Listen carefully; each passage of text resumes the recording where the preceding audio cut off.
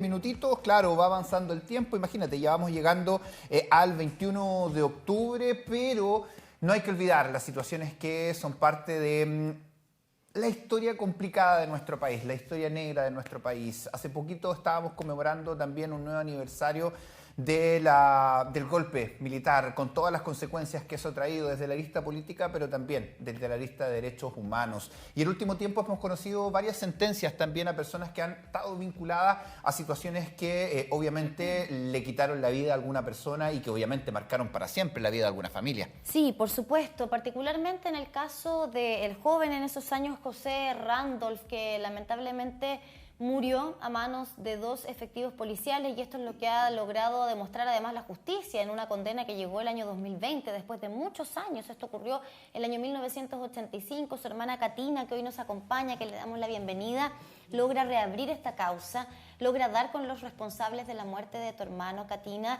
pero tú también tienes una historia que contar. A tantos años y con todo el dolor que esto ha significado para tu familia, impresiona mucho que el título de este libro sea Sin odio ni rencor. ¿Cómo estás? Bien.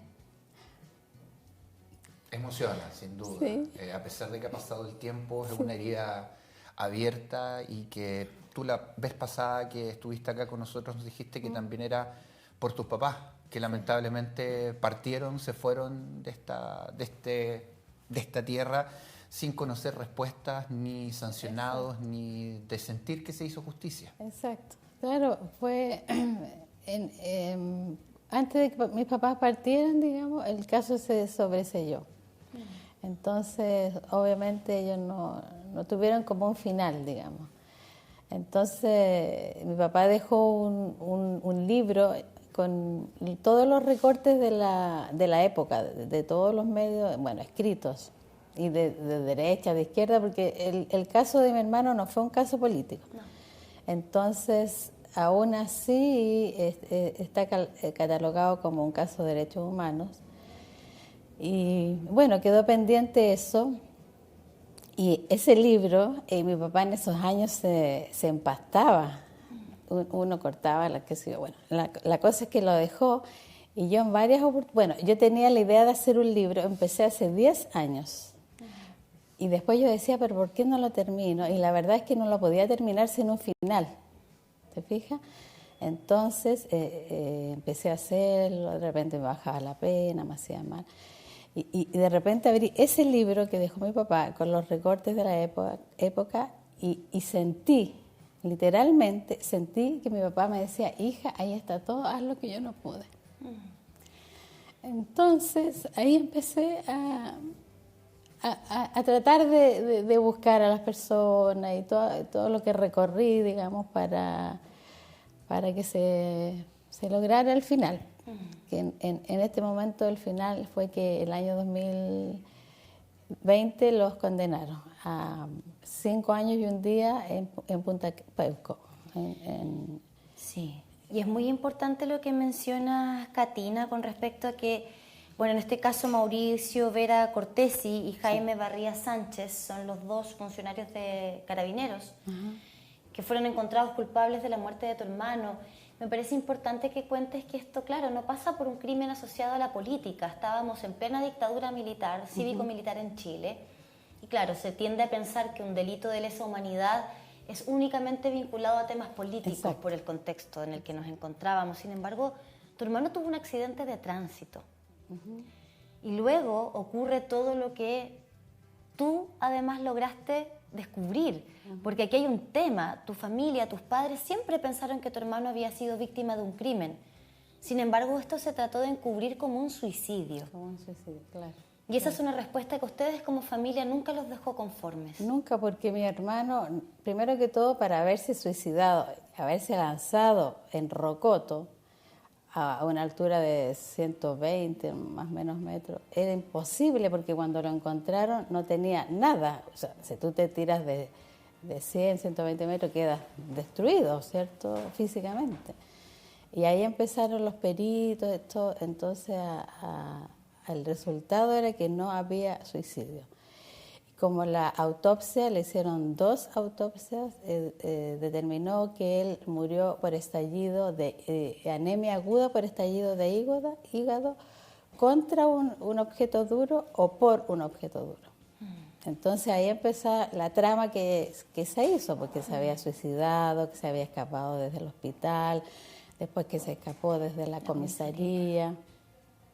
Y toda la trama que en realidad es como para una película. Yo estoy pensando realmente en si se puede hacer al menos un documental. Una película ya es más complicado, digamos, pero porque en verdad es una historia que merece ser vista por mucha gente. ¿Y eso qué? ¿Y por qué para ti es importante que esta historia se conozca, Katina? Porque el legado es sin odio ni rencor. Entonces eso me permite, además, pensándolo, cuando ya terminé el libro y con todo lo que ocurre, ¿no es cierto?, que estamos como país tan divididos, unos acá, otros allá, entonces yo siento que además puedo aportar una especie de granito de arena para invitar a la reconciliación. O sea, que a pesar de todo lo que como familia sufrimos, que no odiamos ni tenemos rencor, ¿por qué no enseñar de alguna manera o tratar de incentivar, que claramente sería un pequeño granito, de que las personas pensamos distinto, pero ¿por qué hay tanto odio? ¿Por qué hay tanta diferencia? ¿Por qué hay tanto, no sé? Eso también me invitó también a hacerlo, a terminarlo. Y además, sin duda, que te transformas en una esperanza para cientos de familias que están en la misma situación, que todavía no tienen respuesta, que todavía no han encontrado un cuerpo, que todavía no saben quiénes son los responsables o que están en procesos judiciales. Este último tiempo han salido varias resoluciones que por lo menos dan un cierre a todo esto. Y ahí te pregunto, ¿cómo se desarrolla también esto en lo judicial? Entendiendo que en algún momento se sobreseyó, en algún momento se dejó de investigar. ¿Cómo se reactiva hasta llegar ahora a la condena de estos 2 ex carabineros? Claro, mira, el ministro Martínez hizo muchas cosas bien, digamos, pero una de las que dejó entreabierta fue que él puso este caso es sobreseído temporalmente. Entonces, ese temporalmente, porque podría haber puesto definitivamente, le permitió al ministro Carlos Aldana tener esa posibilidad de buscar, digamos, por la parte legal, que obviamente yo no entiendo, tener como una instancia más para reabrirlo. Eso fue como un inicio, además de las pruebas que con el abogado nosotros demostramos y las frases que ellos dijeron: algún día hablaremos, algún día diremos la verdad, no es el momento, algo así más o menos. Entonces yo empecé a pensar todo eso y pensé que era el momento, porque también decía yo, ellos van a crecer, van a ser adultos, quizás se olviden, quizás se vayan a otro lado, etcétera.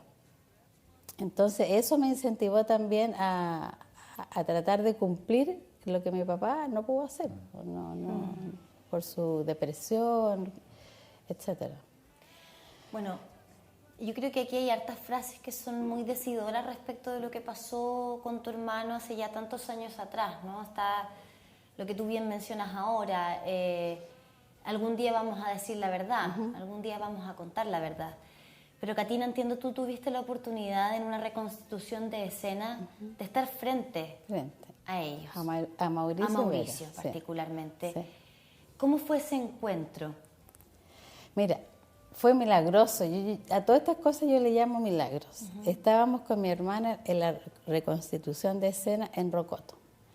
Entonces era como realmente una película, un montón de carros de PDI, carabineros, permitiendo que nadie se fuera, no sé si a tirar, pero a acercar. Y estábamos en eso muy concentradas con mi hermana y de repente yo siento que debo de volver, mirar para atrás, literal. Y me doy vuelta y veo a un señor, porque estaba como lloviendo con un impermeable, y pregunto, ¿quién es él? Nosotros andábamos con la foto de nuestro hermano ahí. Y me dicen Mauricio Vera. Y yo así con un ímpetu, que de hecho el abogado que nuestro estaba con mi hermana, le decía, ¿qué va a hacer? Claro. ¿Te fijas? Porque yo, o sea, no matarlo, digamos, pero podría haberle golpeado, no sé. La cuestión es que muy serena, lo primero que le dije, ¿tú sabes quién soy? Sí, me dice, porque estaba obviamente con la foto de mi hermano y ellos estaban ahí porque estaban siendo procesados. Y tuvimos las 2 horas aprox que duró la reconstitución, estuve yo conversando con él, haciéndole preguntas. Yo digo que en ese minuto fui abogado, fui psicóloga, fui investigador privado, porque le pregunté de todo. ¿Te dejó tranquila eso? ¿O te dio más duda? O sea, él insistía en que ellos no lo habían hecho. Entonces, una de las preguntas era, bueno, si ustedes no fueron, ¿quiénes? Porque obviamente a todo esto Concepción en ese tiempo era mucho más chico. No sabemos, no tenemos idea. También le pregunté, ¿tú sabes que mi hermano no se suicidó?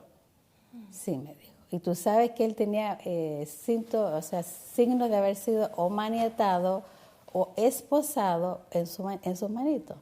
No, eso no lo sé. Ah, tú no lo sabes.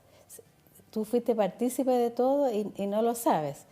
Y me dijo, lo que pasa es que al menos yo quedé tan mal y un psiquiatra, qué sé yo, me dijo que me sacara el chip y que me fuera al sur. Entonces yo igual lo encontré raro porque alguien tenía que irle informando, ¿no es cierto? Tú fuiste parte de esto, qué sé yo, pero él dijo que no. E insistía en que ellos no fueron. Eso fue como, bueno, y hablamos de todo. O sea, yo le preguntaba por los hijos, qué había hecho después que los hijos se enteraron, que no me acuerdo tanto. Pero... Hay una conversación también respecto de la edad que ellos tenían en la época. ¿Qué edad tenía tu hermano? Él me preguntó qué edad tenía su hermano. Y yo le digo 24. Y me dice, era un año mayor que yo. Él tenía 23. Él era un funcionario de Carabineros de 23 años. Cuando subteniente. todo esto pasó. Casi recién salido, más o menos, muy poquitito tiempo. Y fíjate que él me confesó que además tuvo la mala suerte porque a él lo habían destinado a otro lugar. Sí, es todo un tema que es parte de este libro que obviamente usted puede encontrar y que da cuenta de una familia que no quiso dejar pasar el tiempo a pesar de que la justicia en su momento también sobreseyó el caso. Quisieron seguir insistiendo a nombre obviamente de su hermano, de sus papás, y obviamente esto representa a varias otras familias, como decíamos, Camila, que no han tenido este final, entre comillas, cierre positivo de alguna manera. Se supo la verdad finalmente, Catina, pero hay una pregunta que yo no sé si al día de hoy ha tenido respuesta y que se relaciona con la razón. ¿Por qué? ¿Por qué a tu hermano José, a Pepe, lo mataron? ¿Es algo que tú has podido responder? ¿Es algo que tú has podido hoy día a través de este libro dar un cierre de alguna manera? No, esa parte no. Yo quiero saber por qué mataron a mi hermano. Inclusive en el libro yo le escribo una carta a ellos. Está aquí en el libro, dirigida a ellos con mucho respeto. Y entre otras preguntas que le hago yo en la carta dirigida a ellos es ¿por qué mataron a mi hermano? Sí. Queremos mejorar ahí un poquito el audio porque es fundamental lo que tú nos estás diciendo, porque claro, una cosa es lo que determina la justicia, la condena obviamente de estas 2 asesinos como lo ha determinado la justicia, pero el otro es ir conociendo las razones detrás de todo esto. Y yo creo que por ahí también hay un dolor que tal vez no se cierra, y ahí te queríamos preguntar por aquello también, por cómo este libro también cierra este ciclo cargado de pena, de dolor, pero también me imagino con esa luz de que al menos el esfuerzo familiar, tu esfuerzo, de alguna manera tiene un buen final, entre comillas, pero claro, dudas todavía quedan. Y es lo que también yo creo se repercuta en muchas familias a esta hora después de tantos años. Sin duda, Catina, tú escribiste esta carta a estos 2 condenados. A ver si nos puedes contar, ahora sí, ya solucionamos este tema técnico, si nos puedes contar cuál es el espíritu de esta carta, qué es lo que buscas con esta carta. Qué lástima que ahora no la pude encontrar en realidad, pero me dirijo a ellos, señor Mauricio Vera Cortés y Jaime Barría Sánchez. Ustedes tienen claro más o menos que mi hermano no se suicidó, que ustedes hicieron un pacto de silencio, porque efectivamente si ellos no fueron, tuvieron alguna participación, porque ellos fueron los que hicieron la trama de que se suicidó, de que se arrancó de la comisaría, y después yo entendí un poco, y resulta que el papá de Mauricio Vera era un general de carabineros en Santiago. Creo que era de la parte bienestar. Entonces ahí yo le dije, yo sabía que había un familiar, pero no lo tenía claro quién. Entonces yo le dije, ¿sabe lo que pasó? Ustedes, mi hermano llegó, porque él me dijo, como lo vimos un joven bien vestido, universitario, qué sé yo, en vez de pasarlo a calabozo, yo lo dejé en la entrada de la comisaría. Entonces, yo me preguntaba por qué falsificaron los partes, por qué hicieron la trama después. Entonces, en ese minuto yo le dije, ¿sabe lo que pasó? O lo que yo pienso es que mi hermano efectivamente llegó detenido, quizás salió a fumar un cigarrillo, no a escaparse y menos ir a lanzarse desde Rocoto, y algo les dijo mi hermano, suponte, porque él también había bebido un poco de alcohol, qué sé yo, y yo le dije, algo les dijo a ustedes que no le pareció, entonces como diciendo, tú nos dijiste esto, vamos para adentro. Y ahí lo golpearon y, como se dice, se les pasó la mano. Sí, y eso es lo complejo, porque es una respuesta que ustedes como familia todavía no tienen. No. Y estamos a menos de un año de que tanto Mauricio Vera como Jaime Barría salgan en libertad. Correcto. Desde Punta Peuco. Correcto. Se cumplen estos 5 años y un día de cárcel a los que fueron condenados el 2020. Sí. ¿Cómo enfrentan o cómo esperan enfrentar esta libertad ustedes como familia? ¿Esperas quizás poder compartir con ellos una conversación? ¿Esperas quizás poder leerles esta carta frente a frente? Esa es la parte que está pendiente, digamos. Ese es un cierre de un ciclo. Y a todo esto va a venir otro libro, porque en este yo no he podido contar todo. Porque además, en toda esta lucha de 15 años que yo di, hubo también partes más, más anecdóticas, no tan, digamos, de la parte del mismos hechos. Cómo llegaba yo, por ejemplo, a donde el ministro Aldana, yo los menciono como mis ángeles sin alas. Entonces, aquí no pude contar todo. Y yo creo que es necesario también, porque, como dije recién, es como la esperanza que tú me decías de darle a las personas que han sufrido esto u otros acoso, ponte tú un acoso sexual, que te despiden injustamente, que en un hospital, que sé yo, no te atienden como debe. Pero hago el hincapié en que nada es fácil y que uno tiene que seguir lo que quiere conseguir, ¿cierto? Porque yo puedo decir, oye, no sé, me mataron un perrito y ahí me quedo. Entonces yo digo, no, la lucha hay que darla.